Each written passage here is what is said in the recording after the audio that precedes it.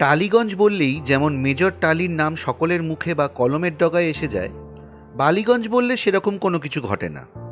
তবে গবেষক সুকুমার সেন কিছু চিন্তাভাবনা করে গিয়েছেন এ ব্যাপারে। তিনি লিখেছেন, টালিগঞ্জ, বালিগঞ্জ, ওয়াটগঞ্জ আর অরফানগঞ্জ অঞ্চলগুলো 4টি বিখ্যাত সাহেবের নাম থেকে এসেছে। টালিগঞ্জ এসেছে আদিগঙ্গার সংস্কারকারী এবং টালির নালার স্রষ্টা মেজর টালি বা টলির নাম থেকে। তেমনি খিদিরপুরের অন্তর্গত ওয়াটগঞ্জ এসেছে পলাশী যুদ্ধে রবার্ট ক্লাইভের সহযোগী ইংরেজ সেনাধ্যক্ষ ও ইঞ্জিনিয়ার ওয়াটসনের নাম থেকে। অরফানগঞ্জও জনৈক মিস্টার অরফানের নাম থেকেই এসেছে। তবে বালিগঞ্জের নেপথ্যে কোন সাহেব আছেন তা সেন মহাশয় ধরতে পারেননি। নমস্কার, আমাদের ইউটিউব চ্যানেল হিস্ট্রি এভিনিউর আরেকটি ভ্লগে আপনাদের সকলকে স্বাগত। আশা করি আপনারা সবাই ভালো আছেন।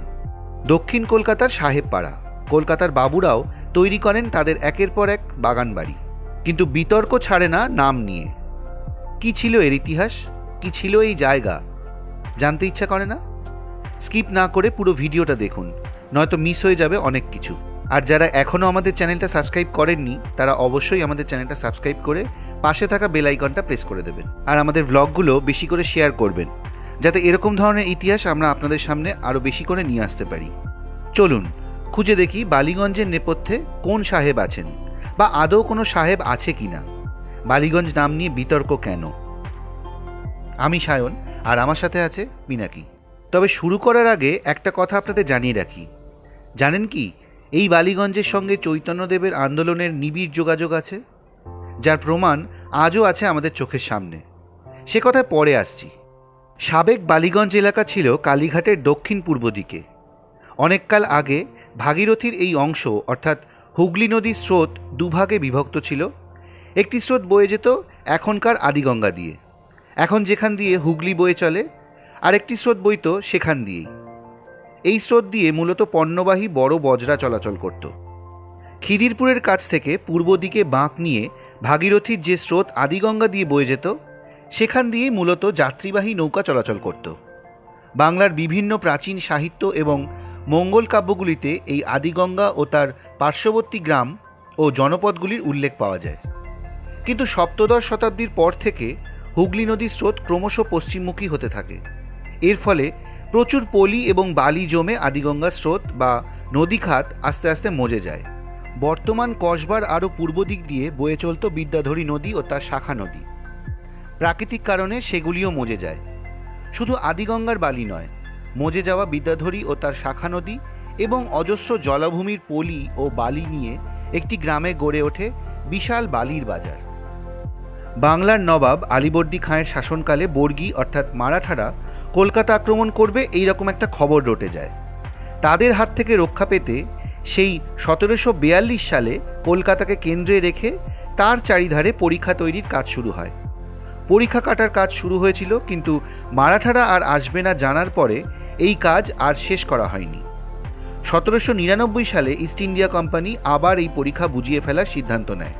সেই সময় ডিহি শ্রীরামপুরের ওই বিশেষ গ্রাম থেকে বালি আনিয়ে মারাঠা ডিচ বুঝিয়ে ফেলা হলো। সেই বুঝিয়ে ফেলা পরিখা আজকের আচার্য প্রফুল্লচন্দ্র রোড এবং আচার্য জগদীশচন্দ্র বসু রোড। এদিকে বালি বিক্রি বেড়ে যাওয়ায় গ্রামের বাসিন্দারা বেশ সমৃদ্ধ হয়ে উঠল। গ্রামে বেশ কিছু কোঠা বাড়ি উঠল। বালির সওদা হতো বলে এই গ্রামের নাম রাখা হয়েছিল বালিগঞ্জ, যা আগে উচ্চারণ করা হতো বালিগঞ্জ। ইংরেজরা 1862 সালে শিয়ালদা থেকে ক্যানিং অবধি রেল চলাচল ব্যবস্থা চালু করে দেয়। যাতায়াতের সুবিধার্থে সমৃদ্ধ গ্রাম বালিগঞ্জে একটি স্টেশন বানায় তারা। এরও 28 বছর পরে 1890 সালে বালিগঞ্জ থেকে ডান দিকের জলা আর জঙ্গলের পাশ থেকে পাতা হলো নতুন ট্রেন লাইন বজবজ পর্যন্ত। উল্লেখ্য, এই রেলপথ দিয়েই স্বামী বিবেকানন্দ 1897 সালে আমেরিকা ভ্রমণ সেরে কলকাতা ফেরেন। এবার যাই আরেকটু পিছনের দিকে। 1717 খ্রিস্টাব্দে সম্রাট ফারুকশিয়ারের থেকে ইস্ট ইন্ডিয়া কোম্পানি 38টি অঞ্চলের জমিদারি প্রার্থনা করে। তার মধ্যে অন্যতম হচ্ছে ডিহি শ্রীরামপুর। শ্রীরামপুরের মধ্যে যে গ্রামগুলো ছিল তা হলো বন্দেল, উলুবেড়িয়া, বেদেডাঙ্গা, পূর্ণনগর এবং ঘুঘুডাঙ্গা। এই উলুবেড়িয়া গ্রামটি ছিল উলুখাগড়া বা উলুঘাসের জঙ্গলে ভরা। বর্তমান বালিগঞ্জ স্টেশন থেকে গড়িয়াহাট অঞ্চল ছিল উলুবেড়িয়া গ্রাম। ফার্ন রোডের নাম ক্যালকাটা গেজেটে পাওয়া যায় উলুবেড়িয়া রোড নামে। বন্দেল রোড যে অঞ্চলটি, সেই গ্রামটির নাম ছিল বন্দেল। ব্রড স্ট্রিট নামে যে অঞ্চলটি আমরা পাই সেইটি ছিল ঘুঘুডাঙ্গা গ্রাম। বর্তমানে ঘুঘুডাঙ্গা বাজার সেই ইতিহাস বহন করছে।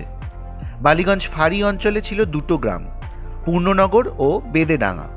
আর বালিগঞ্জ প্লেস ইস্টের নাম ছিল ডিহি শ্রীরামপুর রোড।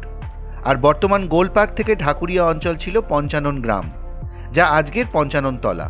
এই প্রসঙ্গে বলে রাখি, পঞ্চাননতলা, ঢাকুরিয়া এবং রবীন্দ্র সরোবর নিয়ে আমাদের দুটি ভ্লগ রয়েছে, যার লিঙ্ক আমরা ডেসক্রিপশনে দিয়ে রাখবো, আপনারা চাইলে দেখে নিতে পারেন। কলকাতা শহর দিন দিন ঘিঞ্জি হয়ে উঠছে, তাই বন জঙ্গল কেটেই কলকাতার বসতি বাড়াতে হবে বলে সিদ্ধান্ত নিলেন British governor general George Curzon ওরফে লর্ড কার্জন। কলকাতার রাস্তাঘাট, জলের ব্যবস্থা, পয় প্রণালী বানানো এবং তার রক্ষণাবেক্ষণের জন্য 1912 সালে তিনি প্রতিষ্ঠা করলেন ক্যালকাটা ইমপ্রুভমেন্ট ট্রাস্ট বা সিআইটি। তখন ডিহি শ্রীরামপুরের গ্রামগুলি ছিল কম বসতিপূর্ণ, জলা জঙ্গল এবং অনাবাদি জমিতে ভর্তি। ব্রিটিশ সরকার সিদ্ধান্ত নিল এই অঞ্চলটাকেই কেটে সাফ করে বাসযোগী করে তুলতে হবে।